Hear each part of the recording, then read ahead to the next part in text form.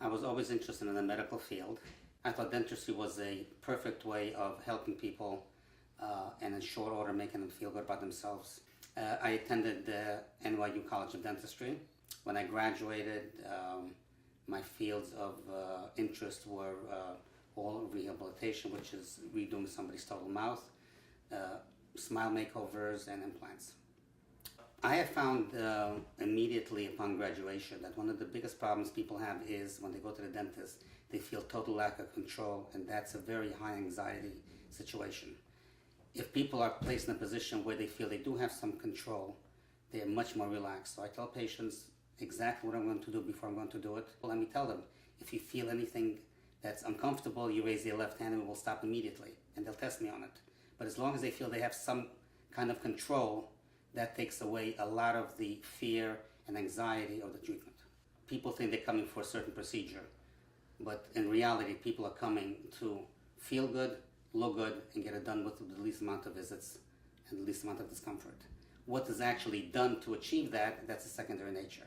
Somebody who has a beautiful smile, has a lot of self-confidence. I had a patient, a young lady, maybe in her mid-20s, somewhat overweight, somewhat not terribly happy with herself. She had several broken teeth that needed attention, and I recommended that rather than just treating those several teeth, perhaps she could have a smile makeover, and we would put porcelain facings on all her front teeth. As a result of that, 6 months later when she came in for a checkup, she lost 30 pounds. She was vivacious. She was all smiles. She was a totally different person. Because she felt so good about herself, her whole state of mind changed. And that's what we're trying to do. We're trying to improve patients' lives. We're living in a world today where everybody specializes, which is fine. There are certain procedures and treatments that should be left to a specialist. But there is a very large void when it comes to generalization. Having said that, I consider myself a super generalist. I've seen enough cases and followed them along for 10, 20, 30 years that I have a feeling for what works, what does not work, what stands the test of time. And seeing that many cases gives me a broader understanding of how to present the case to the patient, that the patient should get the most benefit for what's being treated and what's being spent.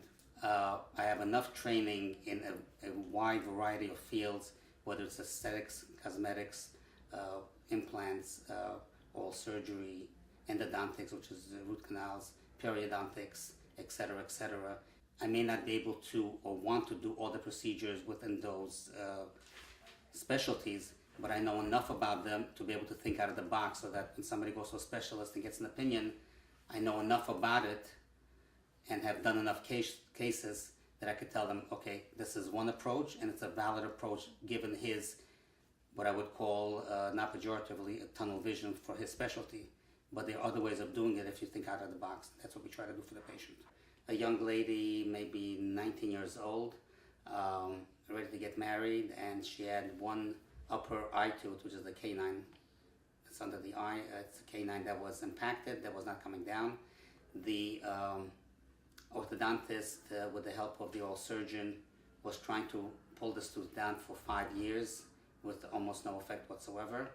What they were recommending was to extract the tooth, put an implant in there, and the patient and the mother came to me for a second opinion. The orthodontist knows how to move teeth, and that's what they're good at.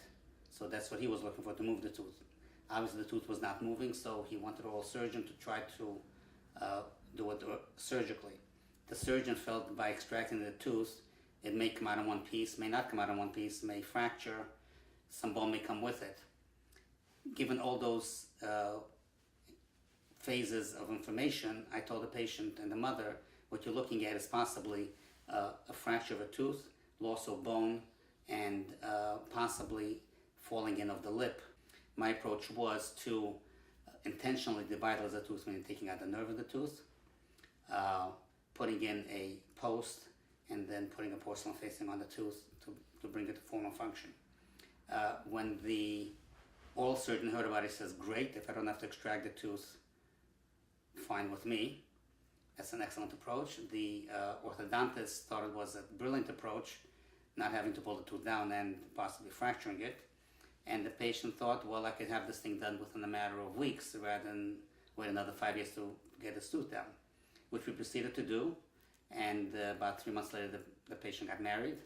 I have wedding pictures where she smiles from ear to ear, and we're very proud of the results we got. We do a lot of second opinions and consultation with other doctors. Being aware of the latest techniques and procedures, we're able to provide our patients basically from A to Z of dental care, whether it's from a simple filling and a cleaning to a total smile makeover or a total implant case where we're replacing all the teeth and giving patients all new teeth, the implants. This experience and knowledge is what sets us apart. We are a smile center, and I think that essentially captures what we do, because we're not just treating individual teeth or many teeth, we are treating the patient and how that reflects on themselves and others.